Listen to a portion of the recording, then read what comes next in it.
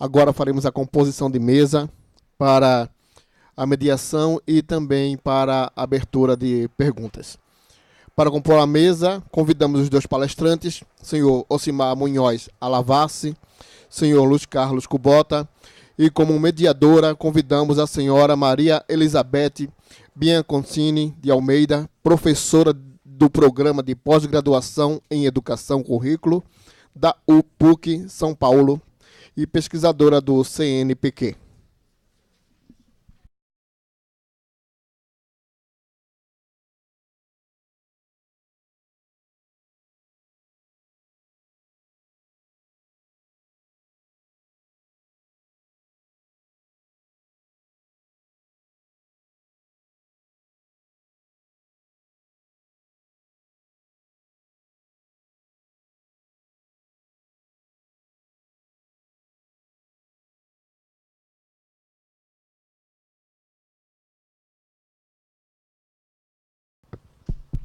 Bom dia a todos. É um prazer muito grande estar presente a essa sessão de hoje. Eu agradeço muito o convite da secretaria, na pessoa do professor Fernando e de toda a equipe, inclusive a Elisa, que nos acompanhou nesses últimos dias, e a Graça. Enfim, é muito bom, né, estar junto com a rede pública, discutindo problemas da rede pública. Acho que as apresentações nos instigaram bastante a uma série de questões. Eu, inclusive, faço a mediação aguardando perguntas que possam vir de vocês, ao tempo em que eu já vou colocar algumas questões para que possa nos ajudar a olhar um pouquinho para o que nos foi colocado de uma maneira muito oportuna pelos palestrantes, não é?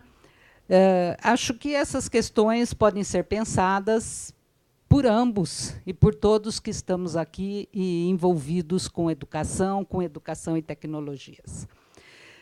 Uma delas é que outras metodologias, além dos testes padronizados de avaliação, não é?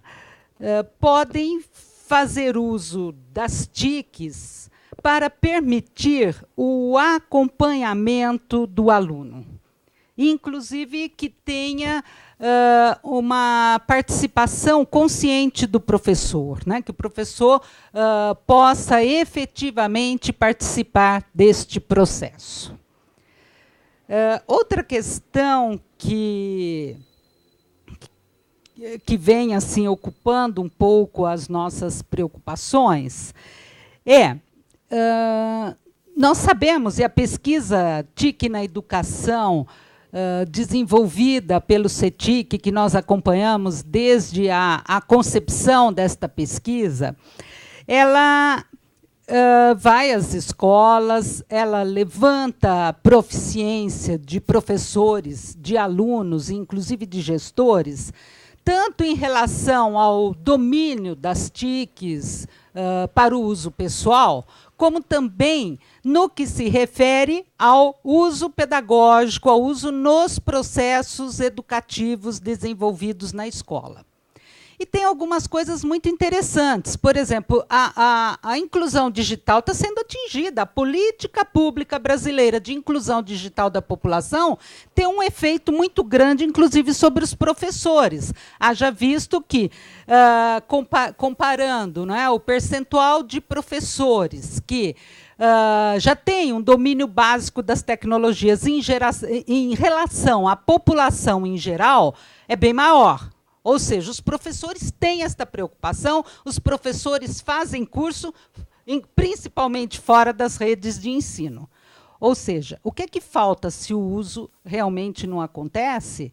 Está muito mais relacionado a um outro conhecimento, que é o conhecimento pedagógico de uso das TICs, porque eles não estão fazendo os cursos oferecidos pelas redes, até porque há uma rotatividade tão grande de professores que quem está envolvido com esses projetos sabe que a gente está sempre começando nessas ações.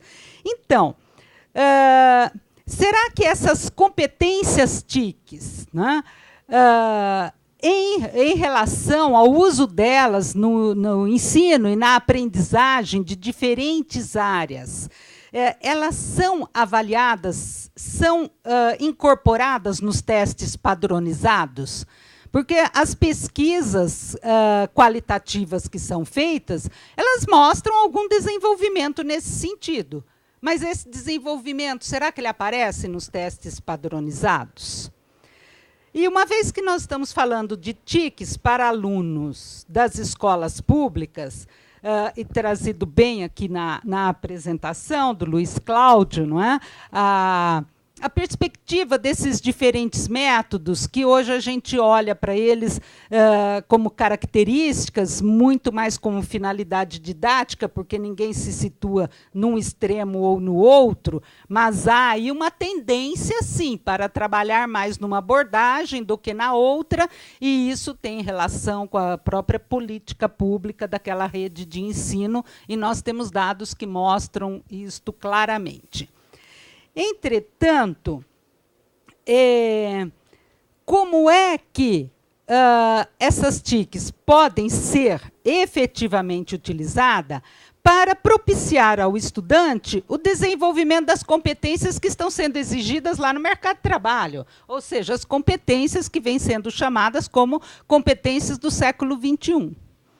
Né? E uma outra questão, que aí eu, inclusive, me coloco, que é o que a gente pensa o tempo todo, e que currículo é esse para desenvolver essas competências? Se o currículo que temos hoje dá conta disso. Né? Bom, eu vou parando por aqui, porque é importante ouvirmos questões que vocês possam trazer e também ouvir os professores que aqui estão. Lembrando que, como fizemos ontem, nós pedimos que venham aqui ao microfone fazer a sua participação para que fique registrado. Está aberta a perguntas a partir desse momento.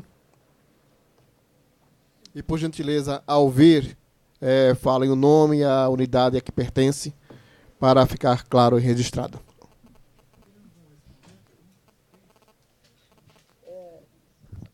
Será que eles podem comentar essas questões e, em seguida, entramos com outras? Por favor. Ontem nós fizemos blocos de 4 perguntas e deu resultado. Hã? Já fiz 4. Então, por favor.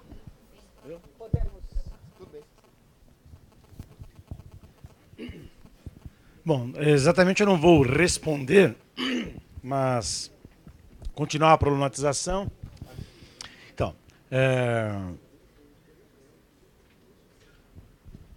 eu havia dito muito de passagem, agora quero só, sem aprofundar muito, mas avançando um pouco. Nós temos, com as TICs, a possibilidade, por exemplo, nos processos avaliativos, dos processos avaliativos, não genericamente de processos de ensino, a possibilidade da incorporação de tarefas, itens, né, como nós chamamos, que os modelos mais tradicionais, os chamados lápis e papel, impedem.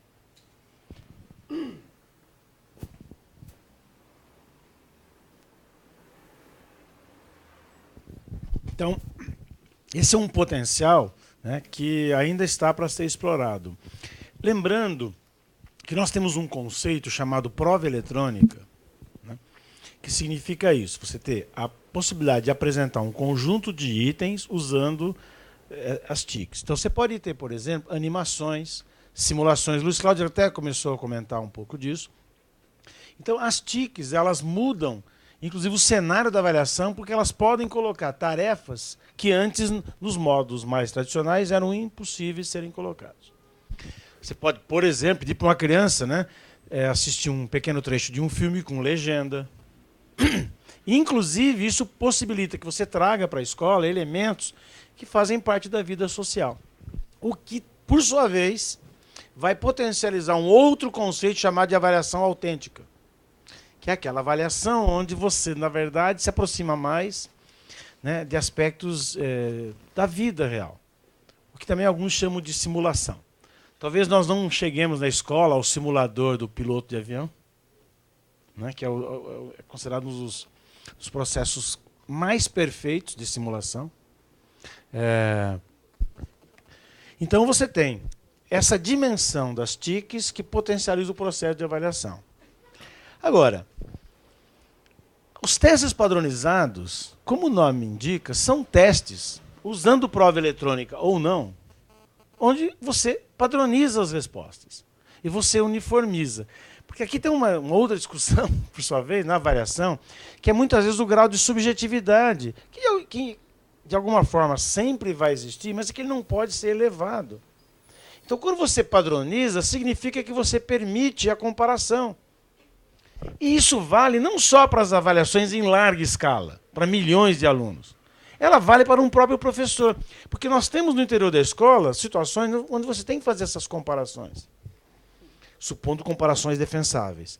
E a questão é como que eu faço essas comparações em patamares aceitáveis. Então, as TICs, elas permitem esse tipo de situação num grau mais elevado, dando então aos testes padronizados, que são aqueles que, por sua vez, vão permitir essas comparações.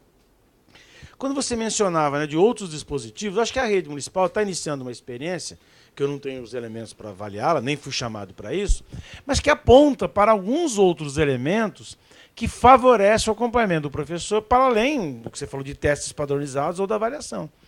Por exemplo, o acompanhamento da frequência dos alunos, o registro de atividades. Então, são casos onde nós conseguimos fazer algo que, sem as TICs, é quase que impossível.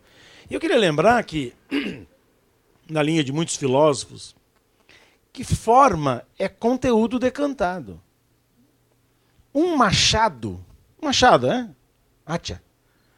Um machado, o que é? Na verdade, é a condensação de, se não milhares, centenas de anos de um trabalho que seres humanos foram fazendo, dominando a natureza, relacionando-se com outros seres humanos, e que num dado momento aquilo se condensou num machado. Né? Claro, a gente começa a fazer isso, alguém pode nos achar loucos, né? Que olha para um machado e... Sim, num machado... Né? Existem aí milhares de anos de trabalho humano que foi condensado.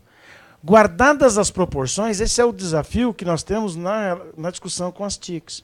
As TICs, como forma, ela condensa por si só e, ao mesmo tempo, assim como o machado, ela permite outras explorações que aquela forma faculta e sem a qual nós não teríamos. Então, por isso que, na verdade, embora eu não tenha vindo para falar aqui, mas talvez o grande potencial das TICs seja muito mais de problematizar as situações de ensino e aprendizagem. É de potencializar desafios para além da avaliação. Porque, como eu disse há pouco, embora eu hoje pesquise a avaliação, eu faço um esforço para diminuir o peso da avaliação no processo, para que ela seja o mais automática possível, até para poder ganhar tempo, né, o professor ganhar tempo no processo de ensino. Então, eu diria, de forma assim, muito resumida, né, e condensada, que essas tecnologias elas podem, portanto, favorecer essa interlocução de experiências que na escola, né, porque a escola não é a vida no sentido que ela trabalha, né, não é exatamente tal como acontece, mas você pode buscar essa aproximação na perspectiva da simulação, por exemplo. Então, finalizando, as tecnologias de informação e comunicação, elas podem, tanto do ponto de vista da avaliação, permitir, né, avaliações melhores, e essas melhores avaliações podem estar a servir, não automaticamente, nem mecanicamente. Elas podem estar a serviço de processos de ensino que, por sua vez, precisam ser melhorados. Agora, por outro lado, não adianta também eu desenvolver toda uma parafernália de avaliação, testes, né, bem feitos, bem calibrados, etc., se o processo de ensino não foi avantajado. Né? Precisa tomar cuidado com isso. E o contrário também. Eu posso ter um processo de ensino muito sofisticado e eu recorrer a expedientes de avaliação que são equivocados, onde o erro é muito grande, onde eu não consigo ampliar os objetos de avaliação. Então, é essa articulação, né, que, na verdade, se coloca como um desafio e para a qual ninguém ainda tem a resposta. mas evidentemente que as TICs, né, elas vão aparecendo como, né, um elemento que seguramente, né, tem contribuições a dar. Obrigada, professor. Com relação ao acompanhamento, uma vez que seja adotado, por exemplo, o conteúdo da Khan Academy, para dar um exemplo, eu penso que aí, sim, as TICs têm uma contribuição interessante a dar. Por quê? Né, o próprio Khan comenta. Vamos dizer que você tenha 40 alunos e você passe uma bateria de exercícios para eles fazerem. O professor consegue ver exatamente onde o aluno X está empacando, está tendo problema.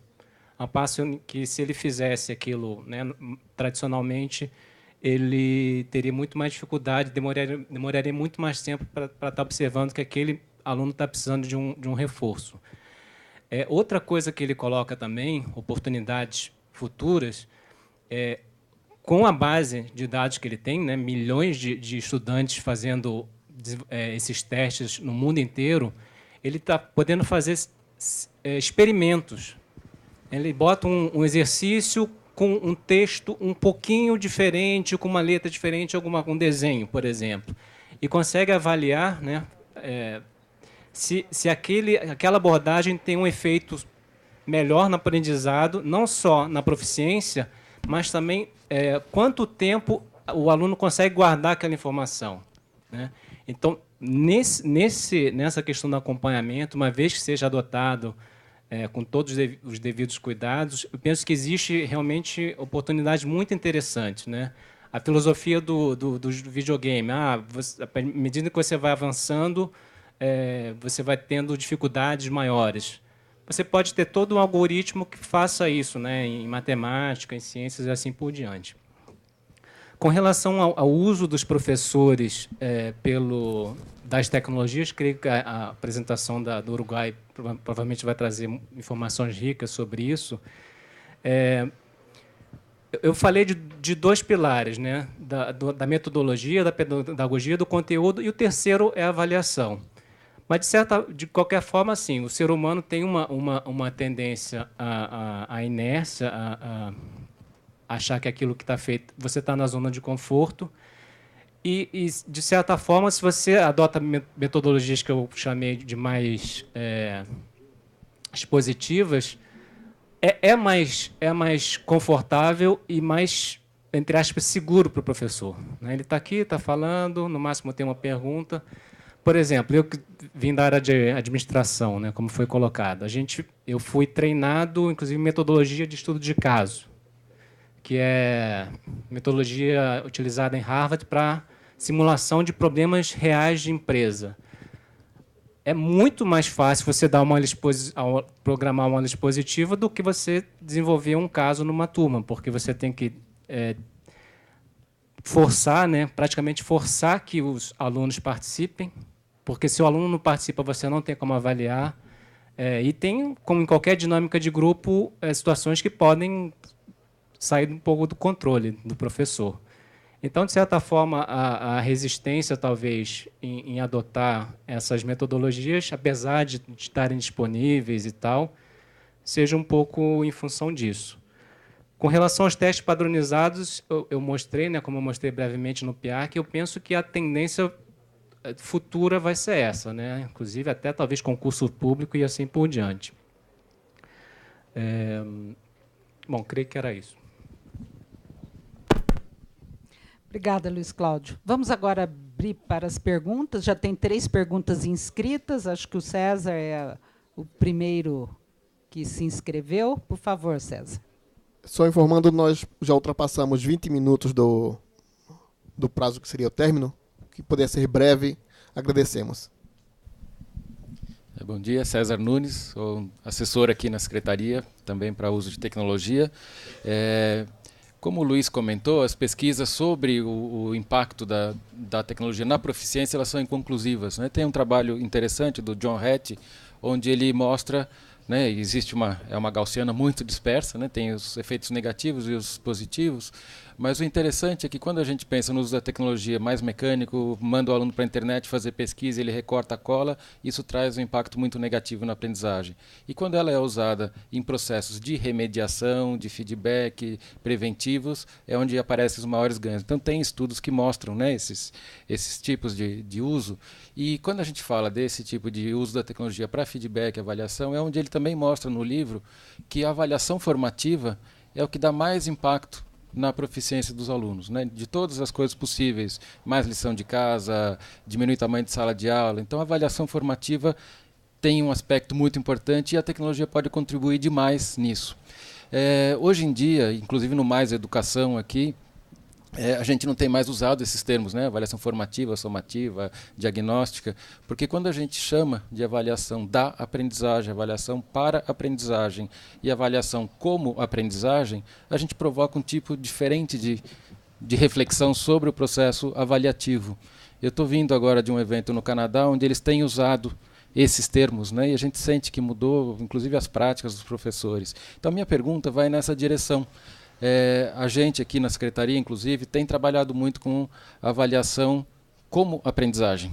Quer dizer, o fato de você pensar se o que eu estou fazendo é bom ou não, né, o processo avaliativo ele deixa de ser externo e passa a ser parte integrante. Então, não é só avaliação para a aprendizagem, mas eu queria ouvir vocês um pouquinho sobre esse processo da avaliação como aprendizagem. Então, nisso acaba entrando autoavaliação do aluno, né, explicitação de critérios, e apesar de parecer muito subjetivo, faz menos de um mês a gente teve um evento aqui promovido pela OCDE, Instituto Ayrton Senna, com Jim Heckman, né, essas pessoas que estão trabalhando com a avaliação das competências não cognitivas, que perceberam que é importantíssimo para o fim da vida, inclusive nos resultados de proficiência também, né? E ali começa a ser, essas pessoas, especialistas, economistas, também estão dando muito valor às autoavaliações. E a gente sabe que fazer autoavaliação, o professor acompanhar ou ver se é fidedigno, é muito complicado. Então eu acredito, e a gente tem feito isso aqui, que a tecnologia contribui demais nesse processo. Então eu queria ouvir vocês um pouquinho sobre isso, né? A avaliação como aprendizagem e o papel da tecnologia aí. Obrigado.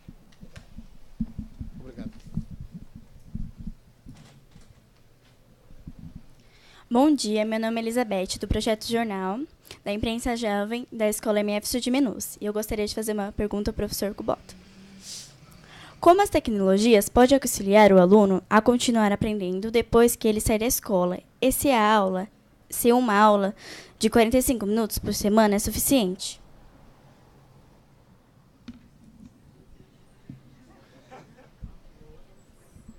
Encerra o bloco. Então, Everson.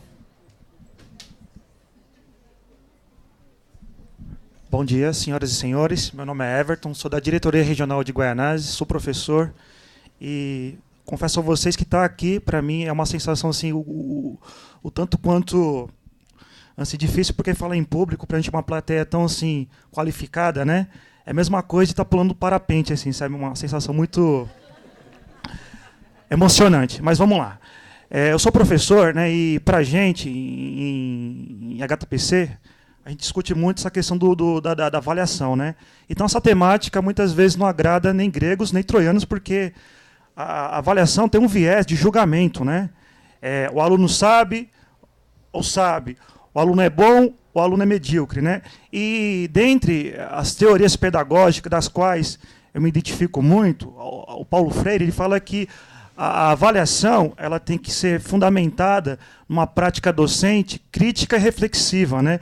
A gente não pode enxergar o aluno enquanto um sujeito equiparável a uma folha em branco, um vaso vazio. O aluno, a partir do momento que ele adentra na escola, ele traz consigo uma bagagem, uma vivência, uma cultura. Então, esses requisitos que ele traz, né, tem que ser respeitado, e a avaliação tem que ser trabalhada de acordo com o conhecimento que o aluno tem e traz para dentro da escola, né? Então, assim, no meu entendimento, a avaliação ela tem que ser um instrumento de retomada de ações e conteúdos, né? Porque assim, a gente tem que pensar assim, em construir condições para que o aluno torne-se o quê? um sujeito da sua própria história. E para isso a gente precisa valorizar aquilo que ele sabe e aquilo que ele leva como conhecimento para o ambiente escolar, né? E agora, com relação às TICs, eu acho que realmente a tendência é essa. E hoje em dia, a gente tem que ponderar que é difícil trabalhar na sala de aula só com giz, apagador e saliva. Haja visto que hoje em dia o aluno ele tem acesso às redes, e as redes é onde se troca informações e intercâmbios culturais. Então a gente tem que realmente estar se atendo a essa tendência mundial que é a tecnologia. E o Edgar Morin ele já dizia sobre essa questão dos saberes do futuro, e a informática é o tanto quanto imprescindível para esse processo que visa realmente melhorar, né, a educação do nosso país. Então é isso. Obrigado. Está encerradas as inscrições. Passamos agora à mesa. E lembrando que logo em seguida teremos mais um painel, o terceiro painel, e que a professora Beth precisará sair com antecedência. Bom, a resposta aqui vai ser breve, mas as perguntas demandariam outros desdobramentos. Bom, olha, César, como eu disse a você, na área da avaliação tem definição para tudo quanto é gosto. E a gente faz algumas escolhas e vai fundamentando. Então eu diria o seguinte, a discussão da avaliação formativa, de não usar esse termo, pode ser um capricho, com todo respeito. Quando Michael Scriven, em 1967, cunhou essas expressões, avaliação formativa, somativa, inclusive diagnóstica, ele foi demarcando alguns terrenos. Primeiro, para dizer o seguinte, se abusa, por exemplo, da avaliação diagnóstica, quando em muitos casos o que você faz é diagnóstico, que não é uma avaliação diagnóstica. A avaliação diagnóstica teria outras características. Tal. Depois, aprendizagem. Bom, aprendizagem é uma coisa que nunca ninguém viu e talvez não sei se veremos. Ele é um processo interno aos indivíduos. E não quero aqui me reivindicar do Skinner, apesar de todo o respeito que ele merece. Porque o Skinner... Ele não negava a existência de processos internos cerebrais. Ele apenas, num certo momento, falou o seguinte, eu não consigo adentrar o cérebro humano. E aí usou corretamente o conceito de caixa preta, que é usado indevidamente na aviação. Então, o que nós temos muitas vezes são sinais da aprendizagem.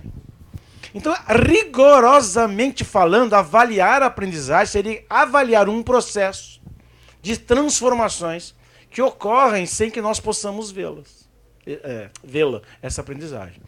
Por isso que, inclusive, em avaliação, a gente usa e abusa do termo inferência, uma importação da estatística. É como se eu dissesse, eu suponho que esteja existindo uma aprendizagem. Por isso que muitos professores, quando o aluno não faz alguma coisa, rapidamente dizem, não sabe. Não fez. Não ter feito não quer dizer que não sabe. Então, por isso que eu tenho evitado ao máximo a chamada expressão avaliação da aprendizagem. Porque avaliar a aprendizagem talvez fosse possível, mas é um processo muito complexo e difícil. Avaliação para aprendizagem, você pode dizer, se não quiser usar a avaliação formativa, é quando você discute o que você vai fazer com os resultados da avaliação, que eu chamei aqui de finalidades. Avaliação como aprendizagem, é evidente que nós aprendemos muito, sim, quando avaliamos. Aprendemos a ter medo do professor, ter medo da nota, vergonha, etc. E tal. Esse é o universo que as pessoas revelam quando dizem que vão ser submetidas à avaliação. Aprendemos muito. Né? Agora, podemos, eu sei que você não está usando nesse sentido, podemos nos processos avaliativos aprender? Podemos, mas eu confesso que eu também tenho, respeito o que você disse, mas eu tenho me esforçado, é o seguinte, a avaliação, Everton, aí já dialogando, ela não tem viés. Na minha definição, ela é julgamento. Se não tiver julgamento, não tem avaliação. Eu sei, tem gente que diz dos perigos do julgamento. É perigosíssimo. Por isso que, em algumas circunstâncias, furto-me a avaliar. Por conta dos riscos e perigos. Mas na definição com a qual eu trabalho, avaliar é julgar. Se eu não julgar, eu não avalio. Qual é o problema? Entre outros, como eu estou julgando? Qual é o critério que eu utilizo? Por isso, esse combate que eu tenho levado para que os nossos critérios de avaliação sejam os mais explícitos e negociados possíveis, para que não sejamos tão subjetivos. Algum grau de subjetividade sempre vai existir, mas eles precisam ser controlados. Outra coisa, Everton, é como que eu faço? Lembra que eu coloquei na lista o usuário? Como que eu divulgo esses resultados? certos resultados da avaliação, não necessariamente eu os torno público. E ao fazê-lo, tem que fazer com muito cuidado, zelo. Agora, tem gente que diz que a avaliação não pode julgar, não, né? Agora, são polêmicas. Outra coisa, isso não tem nada a ver, Everton, com todo respeito, a considerar ou não o que o aluno traz de conhecimento. Agora, quando eu julgo um conhecimento do aluno, eu estou julgando, eu vou simplificar aqui pelo tempo, se ele está dominando ou não, sabendo ou não alguma coisa. E o problema, para mim, não é esse, é o que eu faço com esse resultado. A nossa escola, a escola brasileira, essa aí, talvez como em nenhum lugar do mundo, o que ela faz com os resultados da avaliação? Ela exclui os alunos. Esse é o problema. No caso do Brasil, em geral, a avaliação lá no ambiente escolar é usada para aprovar ou reprovar os alunos e excluir. Como é que põe um país que obriga as crianças a ir para a escola e fazer com que os que concluem o ensino fundamental gastem 10 anos para fazer 8 anos? Não há nenhum lugar do mundo que se reprova. Não, tem 4 lugares do mundo que reprovam mais que o Brasil. Então você tem um combate a usos, a finalidades da avaliação. Por isso esse combate, né, que vocês começam a desenvolver aqui hoje, usando essa dimensão de avaliação para a aprendizagem, que é enfrentar, né, que os resultados da avaliação, os juízos, portanto, como eu trabalho, sejam usados para alimentar o processo. E é nesse sentido que, aqui me reivindicando mais do Scriven, a avaliação formativa ela é definida por 2 características. Primeira, ela chama-se formativa porque o principal, não único, o principal usuário é o professor, o formador. Por isso a avaliação formativa. E segunda característica dela, ela tem que ser feita enquanto o processo pedagógico ainda está em andamento. Porque quando ele terminou, só resta uma avaliação somativa, que pode ser útil, e é útil. Mas para aquele grupo de alunos já não tem mais o que fazer.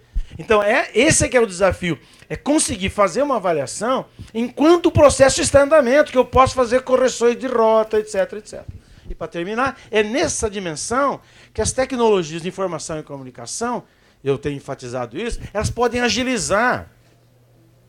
O professor leva uma pilha de trabalho dos alunos interessantes, só que ele gasta quanto tempo para fazer essas análises, não sei das quantas. Bom, o tempo passa. Ele não é militante, ele é um profissional. Então, se você tem recursos, né, como o Luiz lembrava, e isso os testes adaptativos podem permitir, né, que rápida, e quase que simultaneamente as respostas dos alunos, eu já vou ter no mapeamento deles, olha o tempo que eu estou ganhando. Para o quê? Não é para avaliação, para o trabalho pedagógico. Então nós temos que dar a avaliação um devido lugar. E o devido lugar é colocá-la a serviço das aprendizagens dos alunos. Né? Claro, se nós não queremos que aquele quadro que eu mostrei para vocês continue. Porque se eu quero a escola para escolher os bons, os melhores, os alunos que prestam, esse vocabulário que se encontra nas escolas, se é isso que eu quero com a avaliação, então, de novo, não precisamos perder um tempo, mínimo tempo. Deixa como está. A escola está selecionando os melhores. Agora, se eu quero, né, a igualdade de resultados, ou uma diferença mínima de resultados, então nós temos que repensar muitas coisas, evidentemente. Mas da ótica, né, do qual eu tenho trabalhado com pesquisa, mudar a avaliação para pô-la a serviço da aprendizagem. E nesse sentido é que ela vai permitir as TICs, né, as TICs vão facilitar, criar as condições para agilizá-la, né, diminuir os seus erros, né, sem fazer dela panaceia, evidentemente. Eu acho que essa é a relação que nós temos que estabelecer. Agora, evidentemente, que esse debate conceitual ele existe. Eu fui rápido aqui, né, mas não quero ser tratado como leviano. Eu sei que tem outras questões até filosóficas, né, por trás, mas eu não tinha aqui condições de fazer melhores argumentações, supondo que eu pudesse fazê-las. Muito obrigada. Por favor, Luiz. Bom, com relação à questão da avaliação, acho que a primeira e a terceira pergunta tratam disso, né? Contar uma historinha, mais uma. A gente tem uma parceria com o professor Paulo Blinkstein, lá da Universidade de Stanford, da área de educação. E ele tem um textinho, está disponível na internet, ele conta que estudou com a filha do Paulo Freire, que foi citada aqui, e eles faziam resolução de problemas muito complexos para para a idade, né? Pensando em ensino básico, ensino médio. Quando ele chegou na USP, viu um mundo totalmente diferente e, na opinião dele, muito pior, né? Um cenário usando aquele meu eixo bem mais para o lado de cá. Então, nesse cenário que o Paulo Blickstein comenta, onde existe um processo de resolução de problemas complexos, acho que a própria dinâmica permite que você faça uma avaliação, o aluno se avalie, o aluno possa avaliar o professor e assim e vice-versa. Agora, como eu comentei anteriormente, é muito mais difícil. O Paulo Blickstein ele enfatiza isso. A questão da tecnologia é simples. O mais importante é o professor. Isso não vai mudar, né? Com relação às habilidades cognitivas, não é porque eu sou economista e fã do Jim Heckman e tal, mas assim, eu pessoalmente acredito que o peso é maior, inclusive, que a questão cognitiva, né? O colega, o Everton, vem aqui, por exemplo, a habilidade de você falar em público. Não adianta você ter um conhecimento se você não fala em público. E eu, que participo de muitos eventos acadêmicos, você vê PhD, uma vez eu tinha que dar os 5 minutos, mas o palestrante só falava aqui para frente, não conseguia nem dar os 5 minutos para ele. Então você tem que falar para o pessoal que está lá no final, a habilidade de lidar com os outros. Isso, assim, eu, pessoalmente, penso que isso é, inclusive, mais importante do que a questão cognitiva. Com relação à Elizabeth, acho que, em parte, eu já respondi, né? Felizmente, tem muitos materiais que já estão disponíveis, gratuitamente, inclusive, e exatamente por isso é que os 45 minutos são tão preciosos, né? Então, você não pode ter... O professor tem que aproveitar da melhor maneira possível, seja numa abordagem tradicional, ou seja, como propõe o Kahn e outros, que o aluno estude previamente e ele utilize aquele espaço, aquele tempo que é tão precioso para fazer discussão, né? Mas, de certa forma, se você pensar no horizonte que a gente deve estar migrando ao longo do tempo de ensino integral ou semi-integral, isso vai facilitar um pouco. E, finalmente, para finalizar, de certa forma, eu penso que houve avanço, né? Porque na minha geração era só vestibular, que era conteudismo, enciclopédia pura, e muita decoreba. E hoje, mal ou bem, o PISA, o Enem, eles têm abordagens mais inteligentes que buscam ter menos decoreba e mais habilidade de resolução. Bom, nós encerramos esta sessão e, em seguida, temos um novo painel que o professor vai anunciar. Obrigada a todos. Muito obrigada aos parceiros aqui dessa sessão.